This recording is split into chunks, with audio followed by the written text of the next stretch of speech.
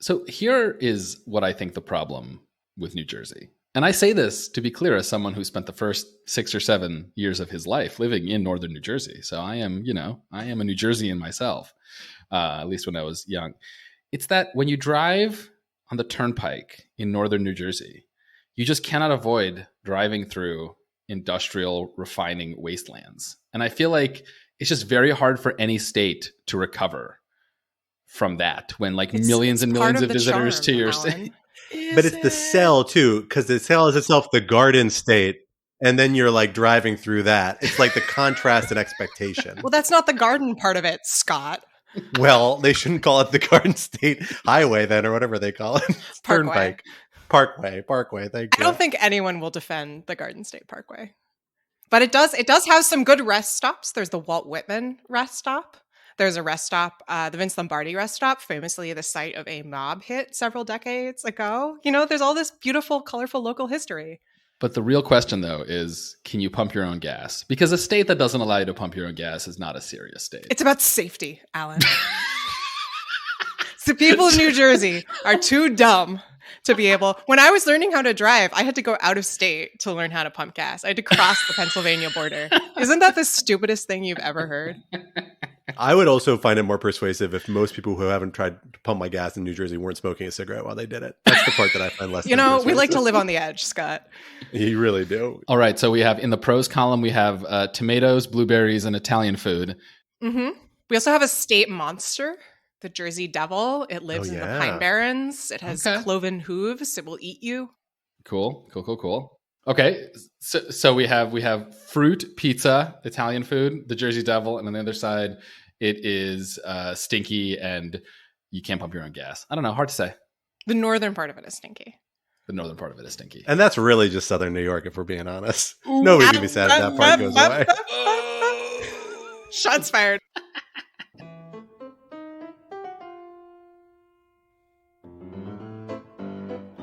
Hello, everyone. Welcome to Rational Security 2.0, aka Rational Security, the guy who nagged me. Alan, I'm talking about you. Because I am one of your co-hosts, Scott R. Anderson, and I am here with my two other co-hosts of Rational Security 2.0, Alan Rosenstein. Hello, but what did I ever do to you? You know what you've done, Alan. You don't need to go into it here, but I know all the things I've done. I just don't know which specific thing exactly. Most of them involve nagging, so it's fine. So it still works. And my other co-host, Quentin Tedresic. Hello. And we are reunited for you for what we are calling the Anniversareve edition. Because we are but 1 week shy of our 1 year anniversary, and we are very excited about it. This is a day I was not sure would ever come. But I'm glad to get to celebrate it with the two of you. I was sure we were going to get canceled. Or just, no one would listen. They haven't fired us yet. Thank you, audience, for sticking with us. Yeah, no kidding. Exactly. We'll do more of that next week when we actually get to the 1 year anniversary, and then we're done. Then it's over. No, just kidding. Well, we're still coming back. We're going out with a bang, everyone. We're going out with a bang. But this week, we have a couple of notable national security stories in the headlines. Different topics we've been talking about the last few weeks to mix it up a little bit. A little bit of a old school rational security flavor on these, I think. That we're going to talk about with the three of us. Enjoy a little alone time, a little time before our big celebration next week with just the three of us. Our first topic for this week, the other nuclear option. Hostilities in Ukraine are getting perilously close to the Zaporizhzhia nuclear plant, with each side accusing the other of recklessly pursuing military activities in its vicinity. The IAEA is sending in a team to help secure the site, but what difference can the international community really make? Does it need to pursue a different type of response? Topic 2, biting the hand that retweets you. A new report indicates that Meta and Twitter have taken down a network of accounts associated with a pro-Western information operation critical of China, Russia, and Iran. Should the United States and its allies be engaging in these sorts of activities? How should social media platforms be treating them? Topic 3, fixing the civ-cash mismatch. The Defense Department has rolled out a long-awaited new policy aimed at finally accomplishing an objective that many have long agreed on in principle, but few have agreed on how to prioritize: reducing civilian casualties from U.S. military operations. What does this new policy do, and is it likely to work? For our first topic, Quinta, let me hand it over to you to get us started. So there's been a great deal of news when it comes to the Russian war in Ukraine recently, and we're going to focus on one corner of that, which has to do with the Zaporizhia nuclear power plant, which is on the bank of the Dnieper River, and appears to have been under some threat from Russia, although Russia also says that Ukraine has been attacking the plant as well. There have been real concerns in Ukraine about what might happen if the plant is damaged. I know there's been reporting that Ukrainians who lived in the region have had iodine pills distributed to them by the government in case of nuclear fallout. Obviously, Ukraine has plenty of experience with dealing with this kind of thing.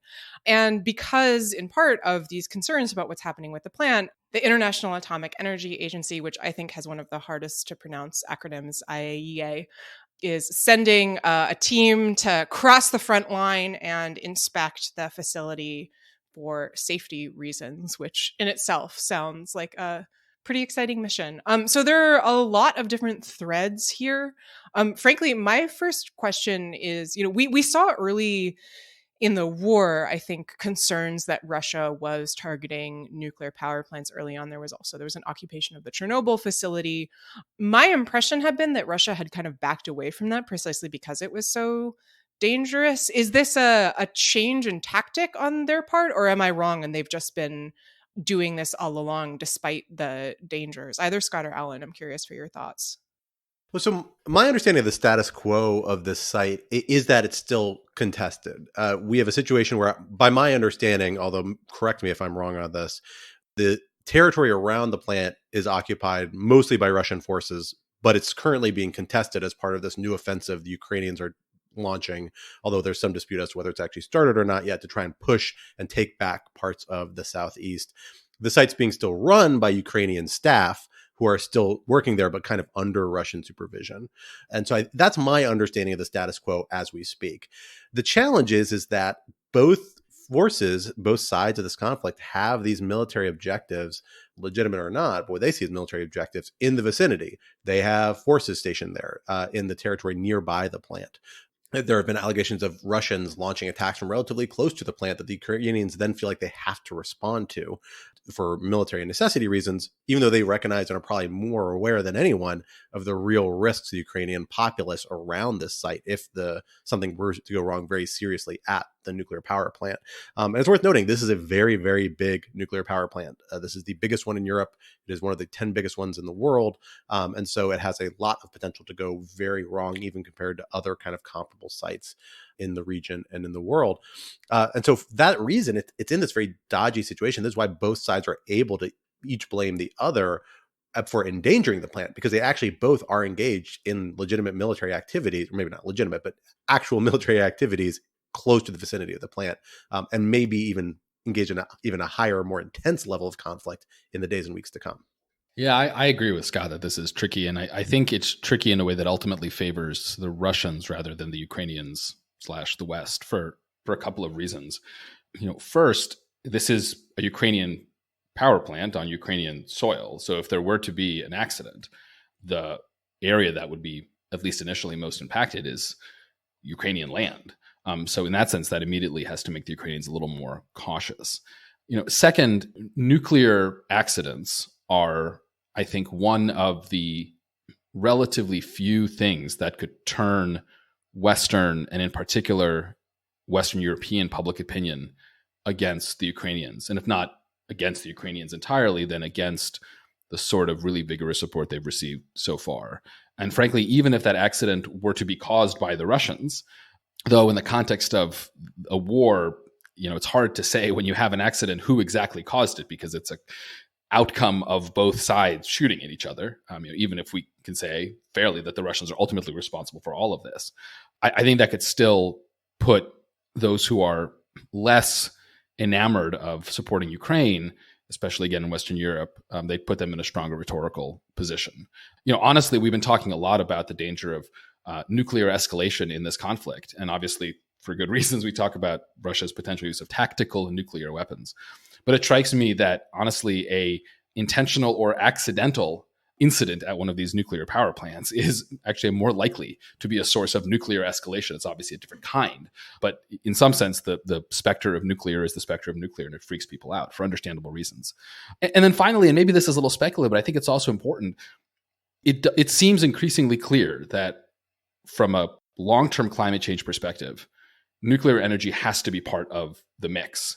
You're even seeing that in places like Germany, which have been really aggressively anti-nuclear, but are actually pulling back on those plans to shuttle their own nuclear facilities because of their climate change goals. And anything that casts nuclear power, again, in this negative light of, oh man, when you have a nuclear power plant, it can explode, especially when people shoot at it, again, is another long-term thing that I think the West cares about more than Russia does. So honestly, it strikes me, and we'll see if the Ukrainians can recapture it, then, without anything happening, then that's obviously a big victory. But it strikes me that the Russian control of the Zaporizhia plant, and just generally the fear of Ukrainian power plants failing or exploding or whatever, having an accident during this war, is one of Russia's actually biggest points of leverage. So are we just then extraordinarily lucky that nothing bad has happened so far? I was reading accounts by Ukrainian workers. I think one worker who was at the Zaporizhia plant eventually left Ukraine. It sounded like the working conditions are pretty rough. Is it a stroke of luck that nothing bad has happened? What are the odds, essentially? Like, is the fact that the IAEA is heading in there a sign that we're hurtling toward catastrophe, or is it that there's a very small likelihood of something very bad happening? I mean, I think the issue is that a very small likelihood of something very, very bad happening is, if it's bad enough, the same as hurtling towards catastrophe, right? I mean, the whole point is that one identifies or one evaluates the risk, not just based on its probability, but also on its magnitude. I do think that it is still ultimately in Russia's interest not to let this plant have a giant meltdown. And in addition, there are all sorts of nuclear accidents that are substantially less than a full Chernobyl or Fukushima style meltdown, explosion, radiation contamination everywhere, right? If a mortar shell hit a spent fuel storage facility and had some nuclear exposure as a result, that would be a real nuclear accident, but that wouldn't be the same as if the power plant exploded. So I think it's important not to view this as a binary. Either there's no nuclear accident or the power plant's going to explode.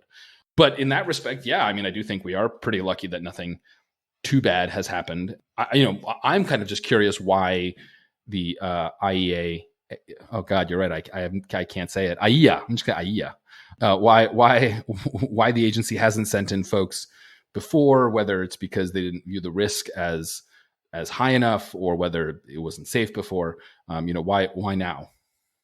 I think there's actually a really interesting case study here, and it's something that I've seen in a few other comparable circumstances that I happen to have a slice of vision on. Another comparison that's really interesting to me is the approach to particularly Mosul Dam, a major dam in Iraq that there was a major concern would be compromised by military activities around it, both in 2003 in the initial invasion of Iraq by the United States and its allies, and then in 2014, 2015 with the counter-ISIS campaign both times. And it presented this major kind of strategic question about how do we build this into our strategic calculus. Here it's kind of unique because probably even more so than with ISIS, I would guess, although who knows exactly. Even ISIS, I think, acknowledged that there's a real problem here potentially in letting this dam just collapse or be blown up. The Russians certainly seem to be aware that there's a risk to both sides, that if something were to go wrong here. We actually saw a little bit of a working arrangement eventually get worked out at this plant under the Russian occupation, where they were bringing in Ukrainian staff and apparently letting them more or less do their jobs. I'm sure under a lot of duress and stress. And there were certainly a lot of accounts of staff being injured in military activities in the surrounding area, in the same way that a lot of Ukrainian civilians are being injured or killed by these military activities. There's at least some acknowledgement of that. And my guess is that's why the IAEA maybe chose this movement to step in, because there seemed to be a moment of opportunity where both sides seem to acknowledge, yeah, we need some mechanism for stepping down or coming up with some sort of deconfliction rules around the site. as the conflict ramps up in this area and it becomes more contested, as seems likely in the near future, that systems that they've kind of informally worked out is likely to come under more pressure. And the IAEA might actually have a moment here to kind of shine in a way, or to play a role as this interlocutor facilitating this kind of, again, deconfliction around this site, if they're able to do that. And also perhaps more importantly, even like actually monitoring the site, so any unintended damage it suffers, they can address and mitigate and make sure they can get access technicians and things like that. So I actually think it's an interesting case study about the role these specialized agencies can play around these very specific issues that sometimes arise in armed conflict, where there appears to be even a fair amount of acknowledgement on both sides of there being a not entirely zero-sum game in this sort of exchange. So I'm really interested to see how this plays out, also keeping my fingers crossed that we don't end up with the worst case outcome, which is definitely still a possibility. So I actually have a follow-up question for you on that, Scott. And it is, in your experience and your understanding of when this has been done in the past, have these sorts of limited, I'm not even sure I want to call them cooperation, but limited interactions between combatants for infrastructure, have they ever served as an anchor around which you can build a larger move towards a truce between these actors?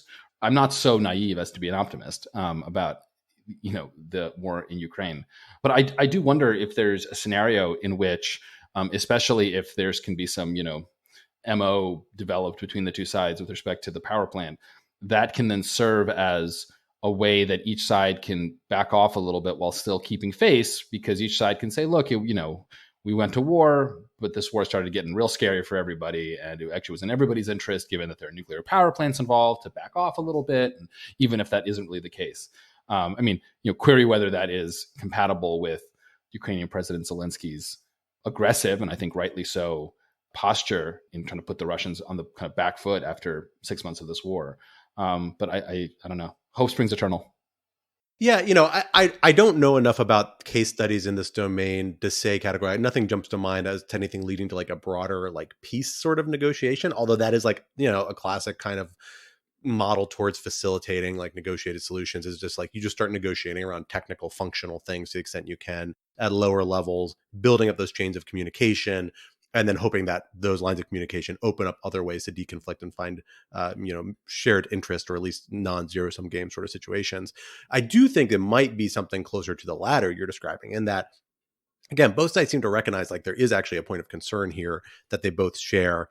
I think for Ukrainians probably more than the Russians. I think you're right about that. But still, Russians seem at least to accept that there's a substantial risk for them as well here. And so they both might welcome some degree of intervention or international involvement as a mechanism of both being able to step down without completely ceding the ground to the other side. Essentially, perhaps having the Russians having knowledge that if they cede some of the territory around the plant, it won't be used for military purposes by the Ukrainians, or vice versa. Now, so far, it's worth noting the Russians have said they're not open to a demilitarized zone around the nuclear plant. That has been proposed. I think the Ukrainians have expressed they're open to it. The Russians aren't. But, that's an opening position. I think we're going to see more dialogue around this, particularly as the offensive heats up, if that is in fact what the Ukrainians have planned, as many suspect. And we'll see where it goes from there. But it is an interesting role for this international body, a very specialized one with a very narrow set of interests, can help facilitate that sort of outcome that has broader policy equity. And I don't think it's impossible that same channel can then be used to maybe approach deconfliction or conflict reduction in other contexts as well, although I doubt it's going to turn the conflict one way or another.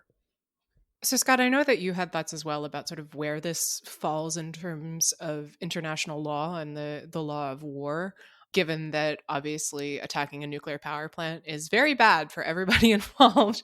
And yet there's kind of an ambiguity about, is this a military target? Is where does this stand? Do you want to talk about that a little?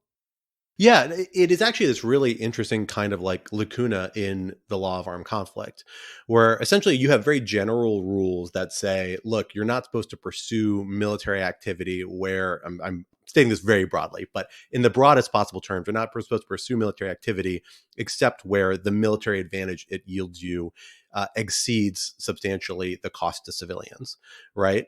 So there's this kind of balancing act already in the law of armed conflict that a lot of states and parties over the years have pointed to and said, well, this means that it's like, really, you shouldn't be taking high risk military activities around these high risk sites, because the risk to the civilian population always, or in the vast majority of cases, will almost always outweigh the military advantages because the cost to civilians is so high. It's actually a similar argument people say about why nuclear weapons might be, and in some people's views, are illegal under international law. The other side of this, though, is that there have occasionally been efforts to kind of outlaw more categorically or with more specificity limits on attacking facilities like this. And actually, the United States has been one of the countries that's objected to them in the past.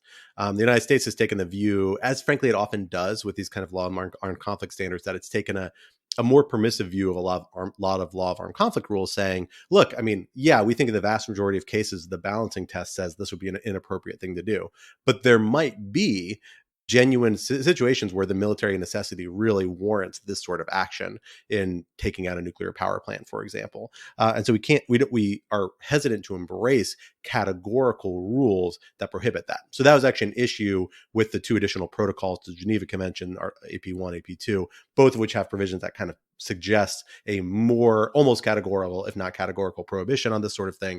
The United States objected to it, particularly in the context of international armed conflicts, state-to-state armed conflicts, which is something that has historically really been at the top of American legal law of armed conflict thinkers' kind of minds because of the Cold War context in which a lot of the stuff was negotiated. It's kind of interesting to me. I think the fact that you see this role for the IAEA, you see this mutual agreement around this, and frankly, the point that you made, Alan, that nuclear power plants and frankly, general infrastructure generally is just such a major more point of concern now than it ever was even 20 or 30 years ago. Like, we have much more vulnerable infrastructure systems because they are so much more efficient and centralized and handle such high volume. I have to ask myself if maybe there's more room now and acceptance now or openness to a stronger prohibition on types of military activity targeting those things. You see that actually in the cyberspace, interestingly, where critical infrastructure is really made kind of a big no-no in the cyberspace. And people say, oh, this is the equivalent of a much more serious armed attack on us. It's interesting. We don't really see quite the same approach taking place in more conventional armed conflict context. But maybe that just means it's because states haven't been encountering it that often. And as it happens more and more often, they may be more open to it. Well, let us go from a situation of some arguably questionable military activities some parties may be considering in the context of Ukraine, and move to some other questionable activities that may be happening in our own backyard. Because we received a copy of, not just us, the world received a copy of an interesting report from the Stanford Internet Observatory and some partner groups in the last week, detailing a really interesting set of activities that Meta and Twitter, two of course, our biggest social media platforms, appear to have encountered and taken action against recently. And that is one of these large networked efforts at disinformation operations involving fake accounts, coordinated efforts, coordinated lobbying efforts, misrepresentation about the identity of the people presenting certain messages that had politically loaded terms intended to impact some sort of political calculus somewhere, presumably. But unlike other accounts, other situations we're much more familiar with, where these are, for example, Russian efforts targeting American democratic efforts or Chinese efforts targeting American commercial activities, these appear to have been pro-Western efforts, pro-US ally efforts aimed at building criticism of China, Russia, and Iran and some of their policies. Meta and Twitter appear to have taken these down categorically the same way, with kind of a neutral application of the rules that it applies to for taking down similar operations kind of on the other side. But I think this raises a lot of really interesting questions. First, is this the sort of thing that the United States should be engaging in? Are we surprised by this or not surprised? And then, should social media platforms really be engaging them on such neutral grounds as they do these other activities by other state actors, given, I guess, the value set perhaps or policy interests behind some of these activities and the fact that these are predominantly American companies? Quinta, let me hand it over to you first to get us started on that. So I think before we dive in more, it's important to clarify that we don't know how much, if any, involvement by the US government there was here. And credit to the folks at Graphica and the Stanford Information Observatory who put out a big report on this. I think they're admirably clear about the ambiguities. So Twitter and Meta said with varying degrees of confidence. I think one company said that the activity appeared to be based in the US. The other said it was probably based in the US or something like that. There are some kind of weird overlaps between this activity and an overt information campaign that the US was running. And I think it was initially reported on in 2012 and is no longer active. So this is a program by the US military to put out information favorable to the United States in the Middle East around involving operations there. Some of the links that were promoted by this network sort of traced back to links that were developed as part of that effort. And I think that the Graphica SIO report identifies at least one account where somebody was pretending to be an Iraqi citizen who had previously said that they were involved with the U.S. military in some way. So there's definitely enough to raise questions. I don't think we have any answers. There was a comment that I saw from a Pentagon official in Wall Street Journal reporting on it saying that we will look into and assess any information that Facebook or Twitter provide. So there's a question mark for you. I will say, I think this report is really notable and interesting precisely because it is, I think, one of the, if not the first example of an operation like this based in the US that is pro-US being identified and taken down. There are precious few examples of Western democracies engaging in this kind of behavior. The big exception here is another Graphica report that came out, I think in 2020, identifying a French covert information operation in West Africa in 2019-2020, which France did not apologize for, and later went on to explain that they actually thought that running information operations was a potentially strategically important component of their military, and they have a little explanation up that you can find about under what circumstances that kind of activity would be justified. So I will certainly be keeping an eye out to see whether or not this ends up being tied to the US government. If it is, I think it raises a lot of honestly troubling questions about the extent to which the US government can or should be involved in that kind of activity, given how aggressive the government has been in pushing back against just this kind of thing when it's coming from states like Russia. Yeah, so I'm going to take maybe a weird position that I think that the US and more generally Western or liberal societies, right? I have no problem with Korea or Japan want to do this too. That the US and other liberal democracies should absolutely do this to the extent they think that it is tactically or strategically useful, right? It's always hard to know what the effects of these are. It's hard to run RCTs. There's not like, it's hard to do experiments. It's hard to know exactly what this sort of stuff accomplishes, but let's assume it is accomplishing something. If it's not accomplishing anything, then it's then it's an easy answer. But let's assume it's actually accomplishing something useful. I think that simultaneously the US and its allies should absolutely do it. And also that American companies should absolutely be on the lookout for it and try to stop it. And I think that's the only equilibrium that is remotely sustainable. On the US side doing it, I think it's very hard for the US and the liberal world to kind of unilaterally disarm, as it were, given that Russia, China, other actors will continue to do this, and that it's going to be very hard to get them to stop. This is not the sort of thing where, an arms control treaty makes a ton of sense. We've never been able to, outlaw espionage. We're not going to be able to outlaw stuff like this either, I think. I also don't mind the charge of hypocrisy because I just think there's a difference between liberal and non-liberal regimes, right? I'm just comfortable saying that some things are okay when the good guys do it, and it's not okay when the bad guys do it. Now, that's going to lead to charges of hypocrisy, but I'm not sure that it's the hypocrisy that is driving, let's say, Russia to do disinformation versus that it's just in their strategic interest to do so. Now, at the same time, I think that for purely tactical reasons, the U.S. and its allies should not get a free hand when they do this with their, from American companies, Western companies, companies that are housed in liberal democratic states. It's interesting, Quinty, you mentioned that, these are mostly American companies, or sorry, I think it was Scott. Someone mentioned that these are mostly American companies.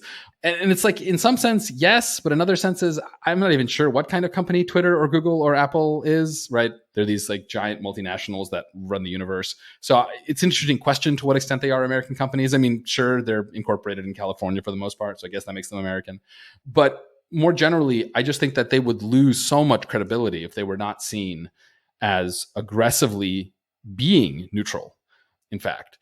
So there's like a tension in my account because I think substantively it's totally fine if the good guys do things that the bad guys aren't allowed to do. But I do think it's important if people want Twitter to continue to be viewed as a trusted platform around the world, such that you can actually successfully use misinformation and disinformation through Twitter. Twitter has to be seen actually opposing U.S. efforts to exploit its services. And the best way for Twitter to be seen to be an opponent of the U.S.'s campaigns is to actually be such an opponent. I may be veering a little bit into 9-dimensional chess, or my attempt at 9-dimensional chess. I can barely play 2-dimensional chess, but that is my RatSec hot take. The chess is 3-dimensional, Alan. No, it's not. It's 2-dimensional. The third dimension is time. Oh, in all seriousness, good Lord. I do think Also, if you've ever stepped on a chess piece, believe me, there's a third dimension and it hurts. It's the pointy dimension. Look, it's me doing it is a time-honored, ethical provision that has guided many people throughout the centuries. In all seriousness, I don't think that, this is a kind of standard issue. Should we be pragmatic or should we hold true to our morals dispute? I actually think it's more complicated because my worry is that if the United States and other democracies around the world were to engage in this kind of activity, it's not refusing to unilaterally disarm. I worry that it undermines all of the other things that you're trying to do. So as an example, one of the main arguments that you see Russia make about its information operations around the world and things like, sending out propaganda over RT and then restricting other free Western outlets on the grounds that, they're just state propaganda from even, if they're broadcasting from within states that don't have state-controlled media. The argument that is made by the people sort of running these things on the Russian side is everyone does this, where you are being hypocritical by calling us on it.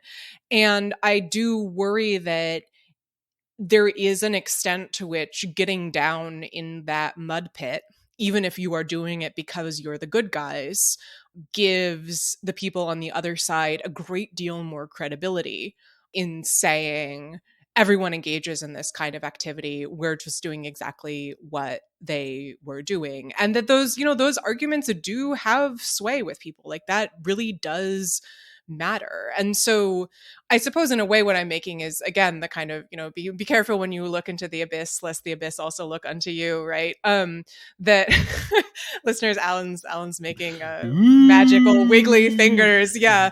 So, but that there really is an extent to which your assertion that you're the good guy depends on what it is that you do, and that it makes it harder to make that argument, not only to, yourself internally, domestically, but also to other countries around the globe, right? Like a lot of these information operations are taking place, the operation described in the Graphica report are taking place in Iran, Afghanistan, elsewhere in Central Asia, in sort of countries that are perhaps not particularly predisposed to like the United States, and that it can make it a great deal harder for the US to kind of come in with a moral message and say, we are different from Russia, we are a democracy, if they're engaging in that kind of behavior. So ultimately, I just worry that it's self-defeating. Yeah, and I'll layer on top of Quinta's comments, with which I agree, with one additional angle, which is the legal and norm generative angle of this.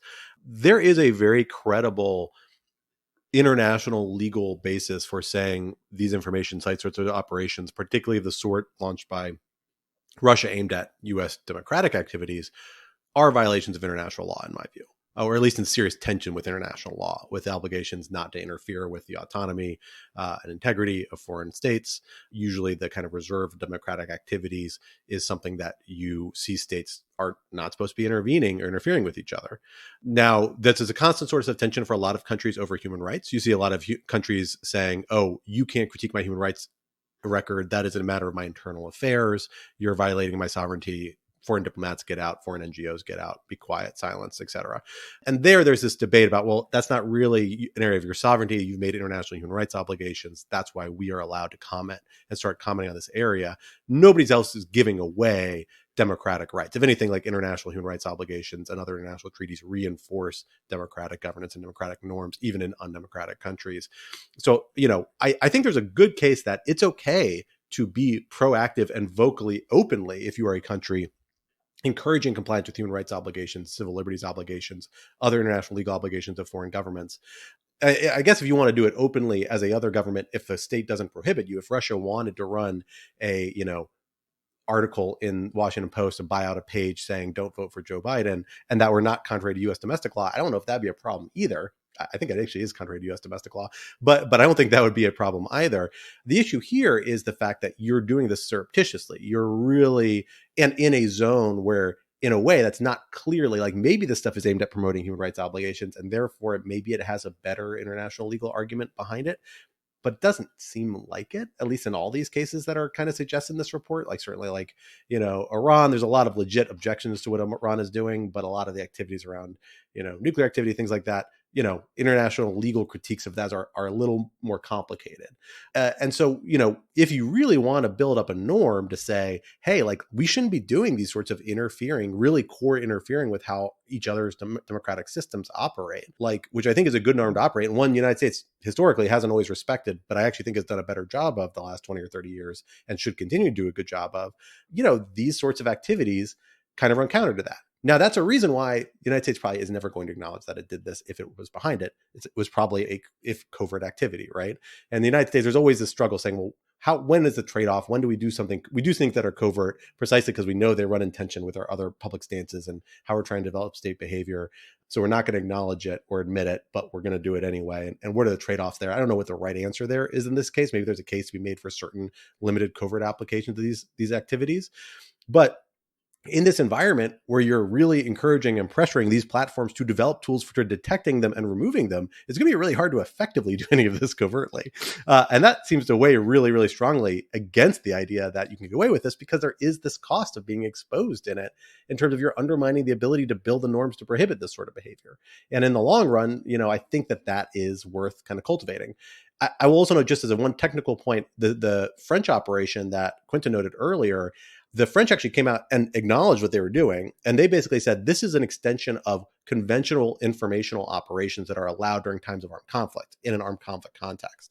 I think I'm getting this all secondhand because I haven't gotten to sit down and actually read. My French takes some time for me to work through technical things. I read the write-up through Google Translate, so that makes two perfect. of us. I may ask you for that. Yeah, because I couldn't quite get the whole thing to pop into Google Translate before we recorded. But that's my understanding from my quick read of it, what they're kind of justifying it. That actually makes sense to me. There's a space for information operations in law of armed conflict. It's like just a weird lex specialis sort of a way of approaching this that's a little different. But most of these countries aren't countries we're in an armed conflict with. In fact, we quite openly state the opposite. Iran's maybe like the hardest case, but China and Russia, we're very clear we're not in armed conflict with these countries. So you can't resort to that same framework. And outside of that context, I think it's much harder to justify. Yeah. So I'm being a little bit provocative because, it's RATSEC and it's fun to be. And so I take all both of your points very seriously. I do think one of the problems is that a lot hinges on one of the things that Scott said near the end of his remarks just now, which is, well, there are probably some cases where it's worth doing things covertly because the benefit outweighs the costs of norm building and all that sort of stuff. And that, to me, seems to be the critical question. How do you figure out what those situations are? Because it's not as if the United States only engages in covert activities from time to time, right? It's a huge part of what we do. And, not just, kinetic covert activities, but just an enormous amount of attempts to influence other countries' politics. And, obviously that has gotten the CIA and other parts of the intelligence community into trouble in the past. And, many of those were done to support pretty repressive regimes and may have backfired, may not have been effective. And to be clear, it's not even clear that this information operation was at all effective. We shouldn't fall into the trap of saying, oh, it's an information operation on the internet. It must have changed everyone's mind, right? This might have just been totally incompetent. But again, it's kind of more interesting just to assume that it did something useful. Otherwise, there's not that much to talk about. And I don't know why we should necessarily draw the line here. but still allow espionage and other forms of covert influence. Maybe there's something special about this. Maybe we've always been, frankly, too forward leaning on covert operations, and it would have been better if, since the end of World War II, we just stopped doing this sort of stuff. There's a danger in treating this as so fundamentally different from all the other stuff we've done in the past. And without defending all the other stuff that we've done in the past, I'm just not convinced that it's quite as different. The other thing I want to say, and this is really just a question in case you two have a thought on this, we've been talking about this very much from the kind of practical realpolitik angle, right? Which is this really worth it? Does it undermine other goals we're trying to build? Is, all that sort of stuff, which I do think is, ultimately the most tractable way to think about it.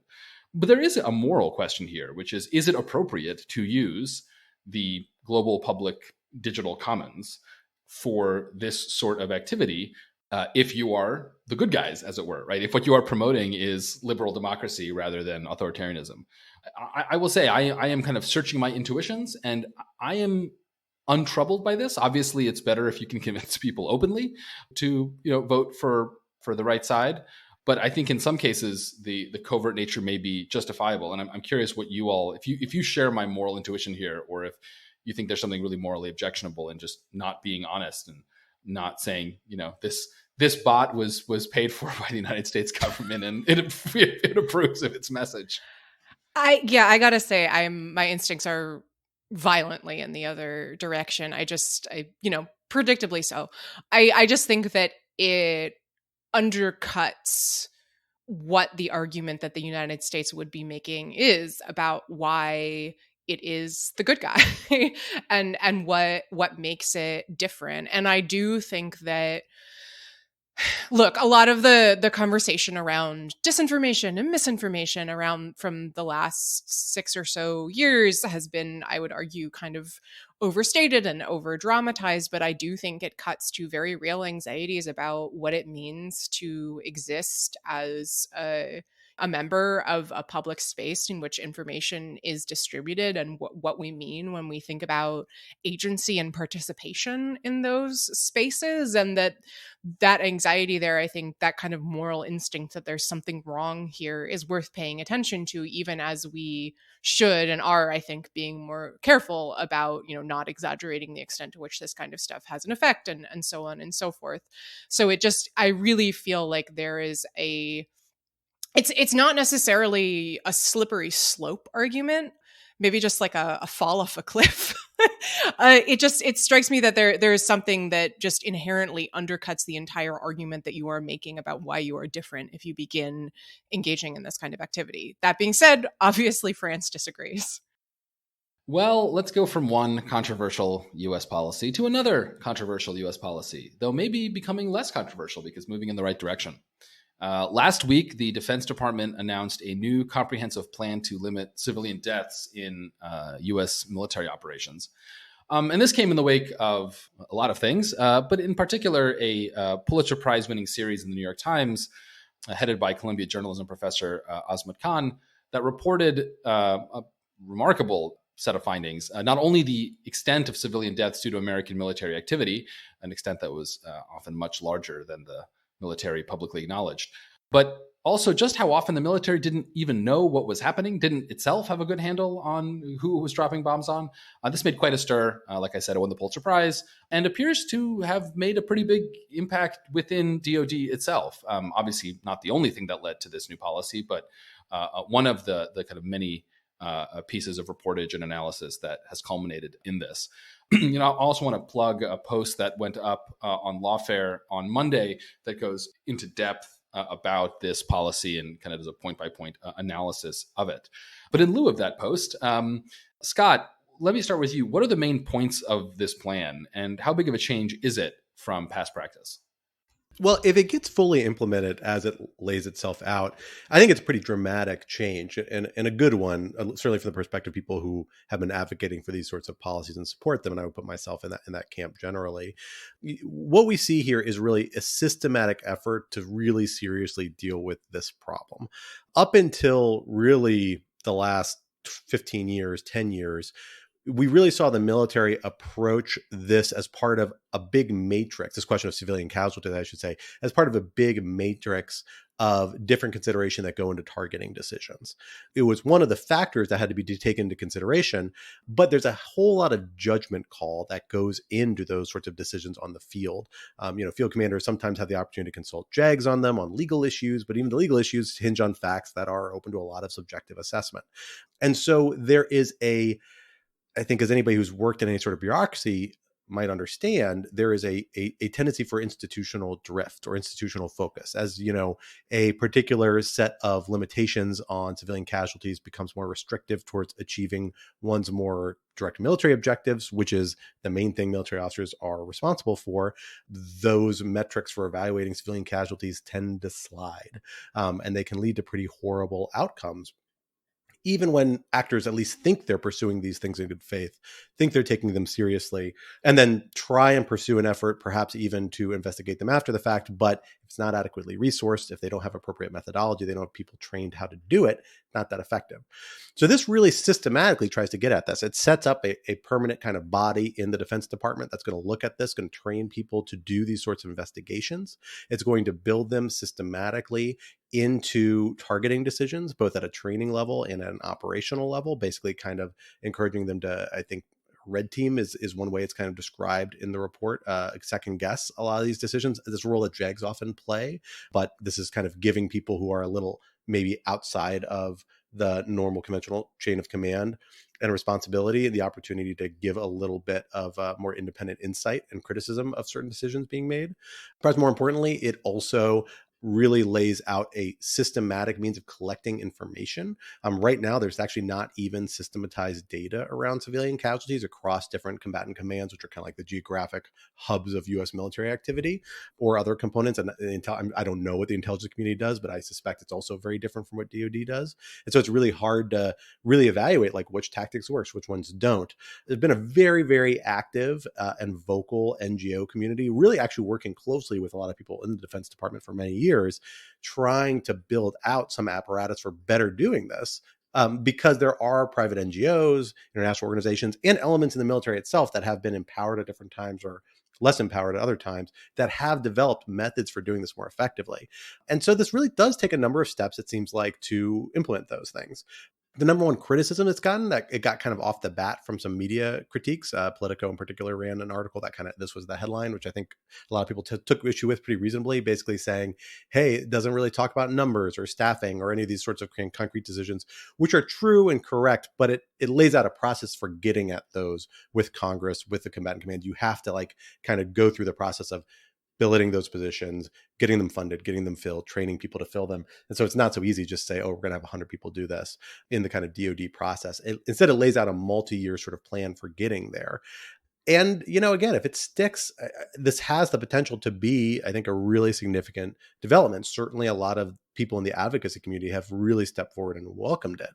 I think the big question is, can it stick, and can you embed these interests and perspectives institutionally? Can you embed them strongly enough that they will persevere even in a moment where we're, for example, engaged in hot conflicts where there's a lot more pressure to advance military objectives and these other priorities sometimes slip? Because that's where we've seen civilian casualties spike in the past, and your ability to limit that hinges on your ability to build institutions that resist that shifting of perspective and priorities.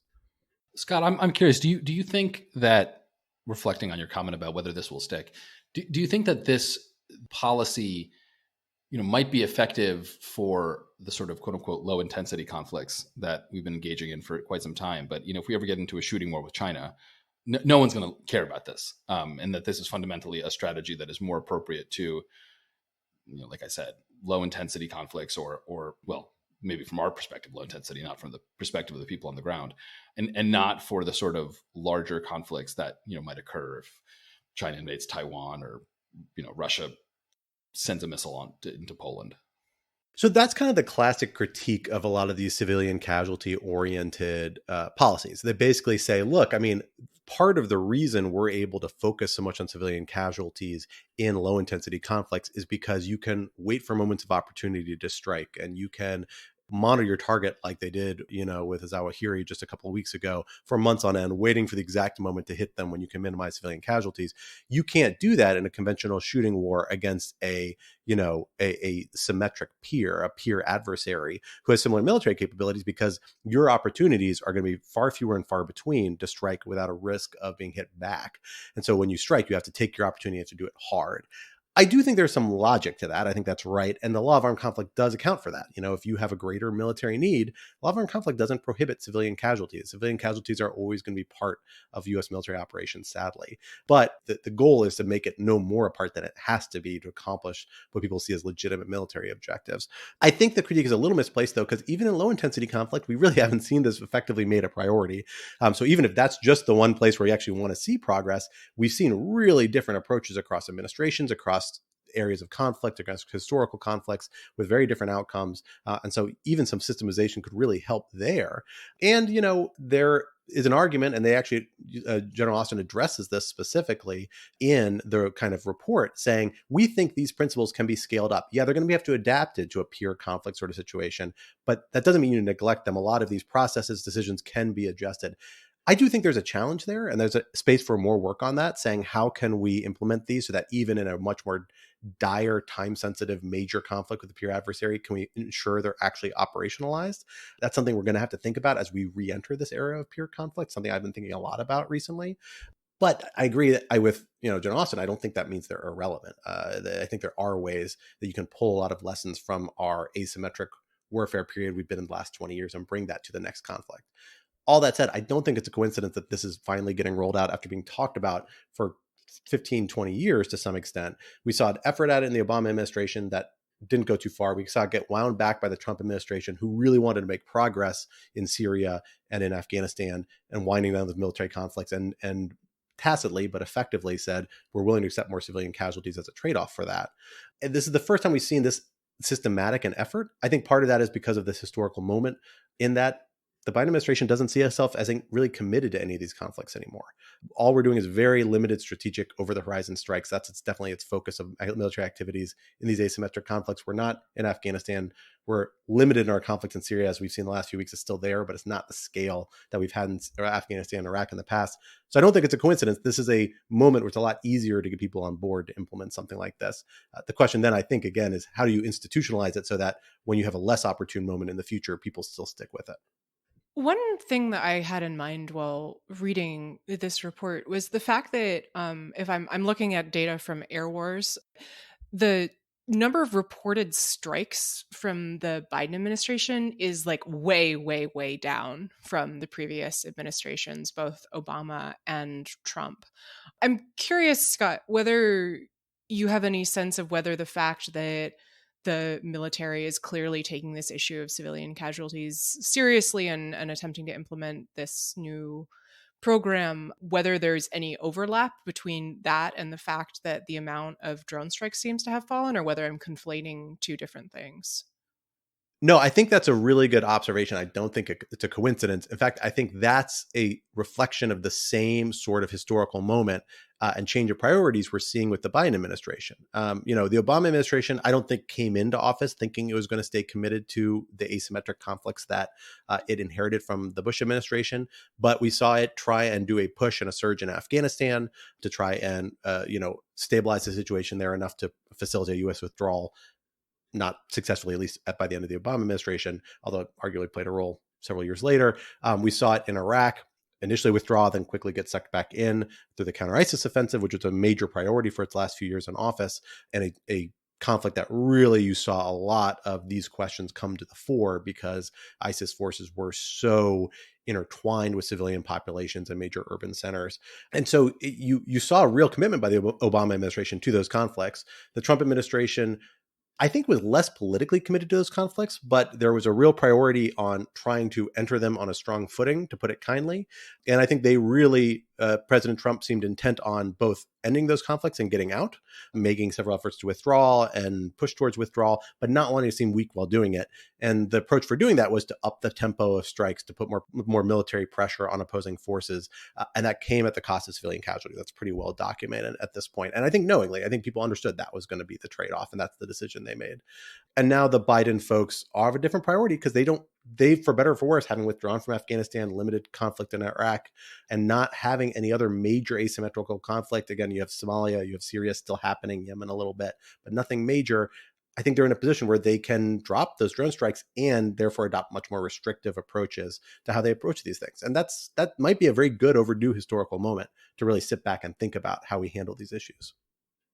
Yeah, I mean, I think one thing to keep in mind here too is just the different personalities of the commander in chief, so to speak. And I don't want to reduce everything down to the guy in charge, but I do think it's useful to keep in mind. So there's a really striking story that's always stayed with me. I think from the New York Times about a conversation that Trump had when he went to the CIA early in his presidency. So this is concerning a CIA strike, not a military strike, obviously distinct. But he was shown footage from a Predator drone, and the agency kind of shows him, look, we're able to wait until this guy's family leaves his house before we take the strike, where we're putting a lot of energy into trying to mitigate civilian casualties.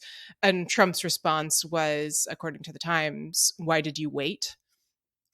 And I do think that, obviously, as you've pointed out, Scott, that these are big institutional questions, with something like the Pentagon, that's a huge ship to turn around. It's going to take a lot of institutional energy. It's going to take a lot of hiring and commitment. But it is, at the end of the day, hard for me not to keep in mind the fact that this kind of rethink is happening not only after an administration that, as you point out, had a kind of strategic objective about how it was going to conduct these conflicts, but also under the leadership of someone who explicitly did not care and in some ways seemed to be actually affirmatively delighted by civilian harm. So obviously the person at the helm of this is Defense Secretary Austin, not Biden, who I don't think has weighed in on it one way or another, but it is hard for me not to think about that.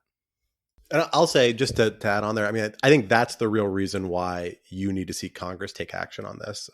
The plan does lay out that they're going to go to Congress and ask for funding and maybe statutory authorities. I need to go back and reread that to set up this center in the Defense Department. I think it's the Civilian Casualty Center for Excellence is what they call it, something. So the Civilian Protection Center for Excellence. It is going to be involved in DoD. Often DoD offices like this, there is like a degree of congressional involvement in setting up certain major offices. You think of like certain assistant secretary for like SOLIC, stuff like that. There's statutory authorities that are, if I recall correctly, behind those offices. And you might see that here. That's actually really important in a case like this because this remains a priority for career people and for future political appointees. If you have people in the building really raising these concerns and institutionally stationed to raise these concerns, throughout the Defense Department apparatus, civilian and military side. Without that, it might be a political priority, but it becomes much easier to roll back in the future if it's not underlied by statutory authority that a future president can't disregard that easily, or tied to funding that's committed past their term in office.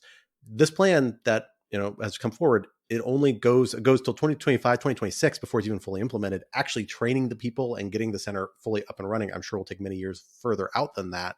So it needs bipartisan commitment and it needs institutional commitment beyond the Biden administration itself. I think that's actually the next big front for advocates, I suspect, is that we're going to see them really engaging armed services committees in the Congress to try and get parts of this institutionalized in NDAAs and other legislation over the next few years.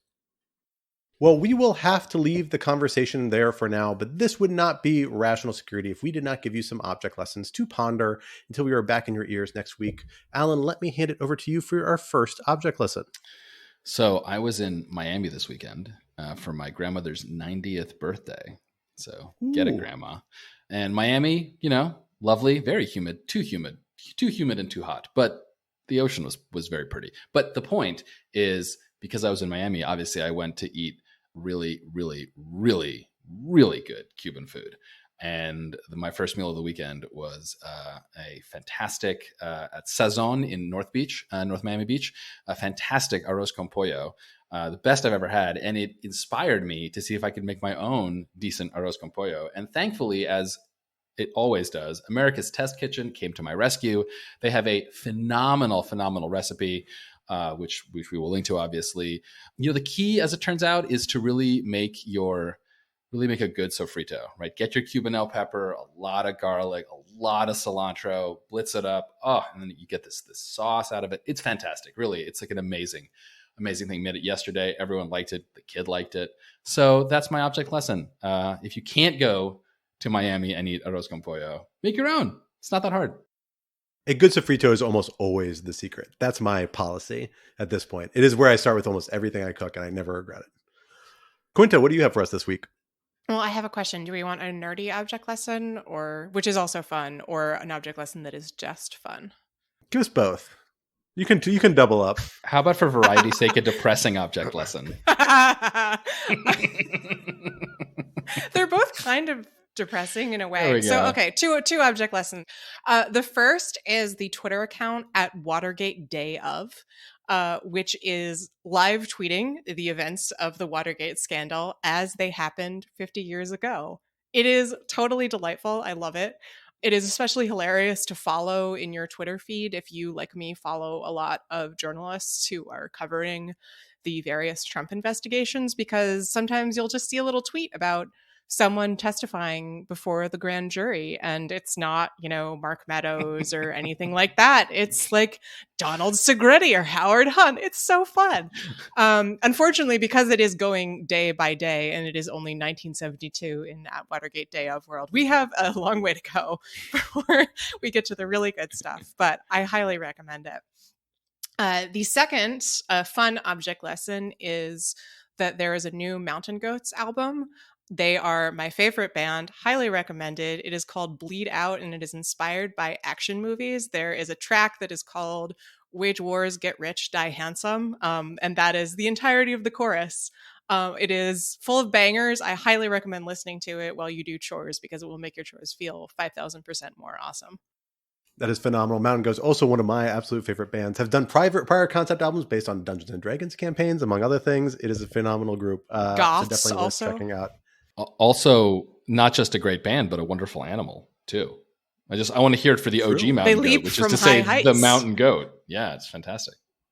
I've actually read very good things. John Darnielle is a novelist. I think he came out with a novel last year that got really well regarded. Devil House, yeah. I think it was very good. I have it in my Kindle, but I have not read it yet. Highly recommended. Someday soon. Excellent. John Darnielle, you're getting the triple duty on this one. Congratulations. The ultimate triple crown here from Rational Security.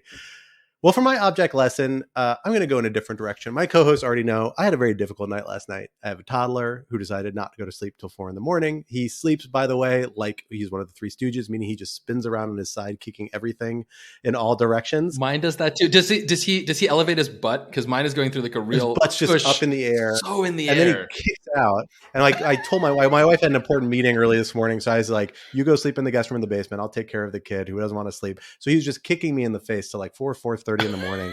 And meanwhile, I've triggered some horrible allergic reaction. I have like this terrible cold out of nowhere from dusting or doing something in my house that I have not been able to shake all day. So I've had a terrible day. And that's why Scott's object lesson is a cocktail.